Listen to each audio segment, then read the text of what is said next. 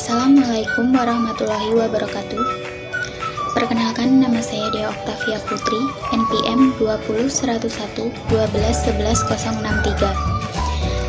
Saya dari Fakultas Ekonomi dan Bisnis, Program Studi Manajemen Universitas Bung Hatta. Di sini, saya akan menyampaikan sebuah materi yang berjudul tentang neraca pembayaran. Tugas ini merupakan tugas akhir dari mata kuliah pengantar makroekonomi yang diberikan oleh dosen pembimbing saya, yaitu Bapak Kasman Karimi, SE MSI. Berikut adalah penjelasan dari neraca pembayaran. Yang pertama, pengertian dari neraca pembayaran. Neraca pembayaran adalah suatu catatan aliran keuangan yang menunjukkan nilai transaksi perdagangan dan aliran dana yang dilakukan di antara suatu negara dengan negara lain dengan jangka waktu tahun tertentu. Neraca pembayaran dapat dibedakan menjadi dua bagian. Yang pertama, neraca berjalan, dan yang kedua, neraca modal. Neraca berjalan ini mencatat transaksi-transaksi berikut. Pertama, ekspor dan impor barang tampak. Transaksi ini meliputi hasil-hasil sektor pertanian, barang-barang produksi industri, dan sektor pertambangan. Kedua, ekspor dan impor jasa. Transaksi ini meliputi pembayaran biaya pengangkutan dan asuransi dari barang tampak yang diekspor maupun diimpor, pembelanjaan para pelancong, dan pendapatan investasi. Ketiga, pembayaran pindahan neto ke luar negeri.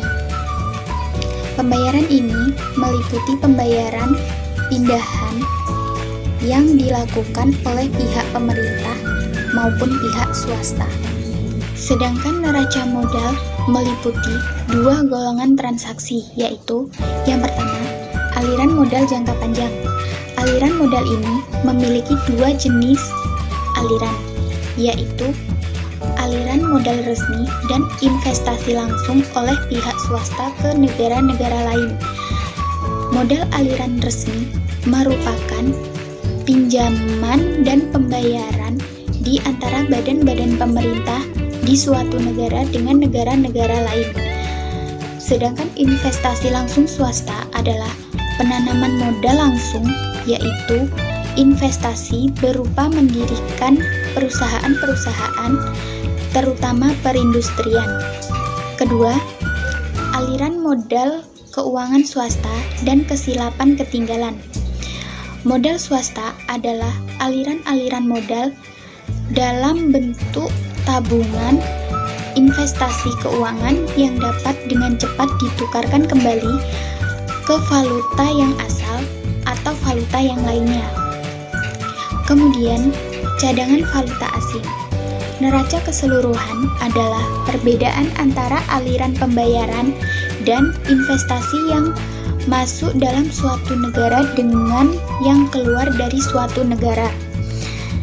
Neraca pembayaran selalu seimbang, di mana aliran uang dan modal yang keluar negeri sama dengan aliran uang dan modal yang masuk ke negara tersebut. Ini tidak berarti neraca berjalan dan neraca modal selalu seimbang. Yang menyebabkan neraca pembayaran seimbang adalah ketidakseimbangan dalam neraca berjalan dan neraca modal akan diseimbangkan oleh perubahan cadangan valuta asing yang dimiliki oleh bank sentral. Contoh dari ilustrasi di atas adalah sebagai berikut. Neraca berjalan bertambah 40. Neraca modal jangka panjang bertambah 20. Modal keuangan swasta berkurang 30. Secara keseluruhan, neraca tersebut menjadi 30.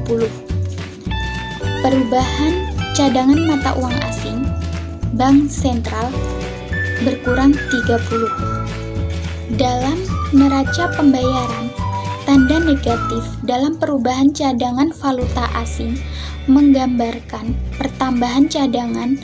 Sebaliknya, tanda positif berarti pengurangan cadangan valuta asing. Neraca keuangan keseluruhan ini akan menunjukkan apakah pembayaran dalam keadaan surplus atau defisit. Selanjutnya adalah kurs valuta asing. Kurs valuta asing ini didefinisikan sebagai jumlah uang domestik yang dibutuhkan untuk memperoleh satu unit mata uang asing. Cara menentukan kurs valuta asing antara lain sebagai berikut. Yang pertama, permintaan dan penawaran mata uang asing dalam pasar bebas.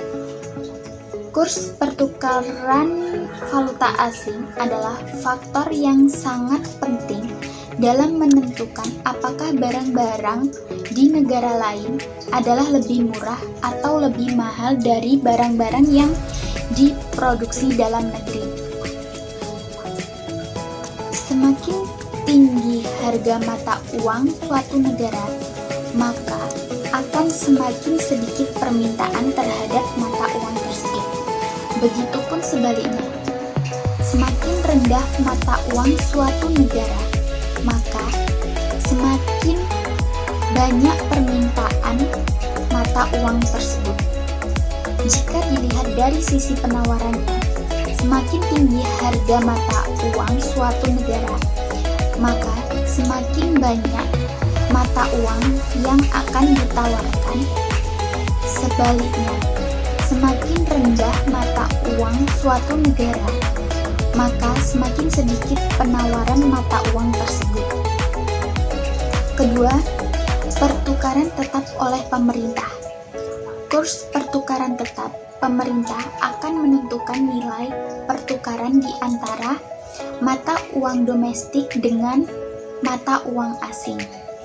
Faktor-faktor yang mempengaruhi kurs antara lain: pertama, perubahan dalam cita rasa masyarakat. Kedua, perubahan harga barang ekspor dan impor. Ketiga, kenaikan harga umum atau yang disebut dengan inflasi.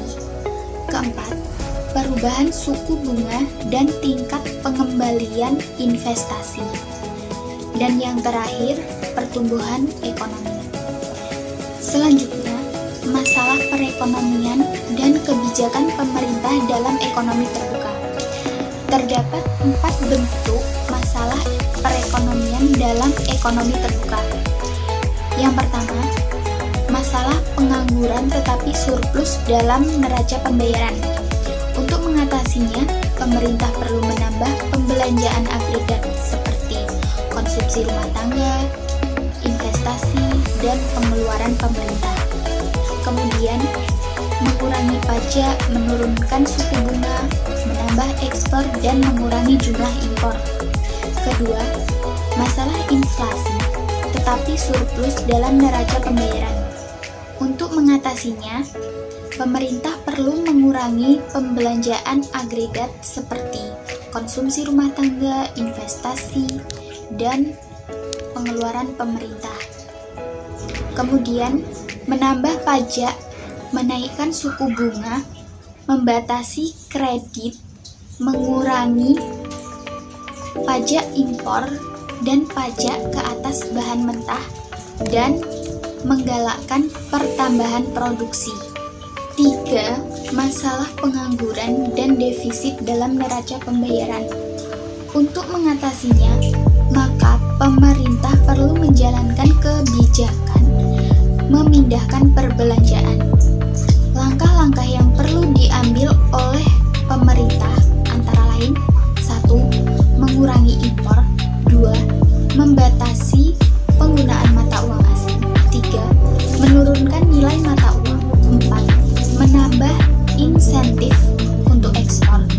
Dan yang kelima, mewujudkan kestabilan upah dan harga. 4. Masalah inflasi dan defisit dalam neraca pembayaran.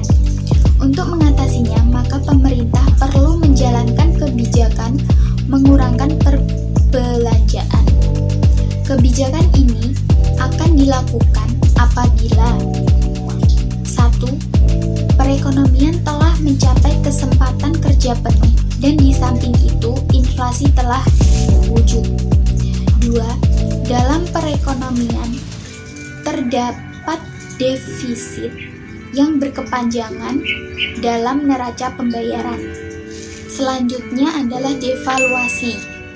Devaluasi ini merupakan tindakan pemerintah yang menurunkan nilai mata uangnya terhadap mata uang asing.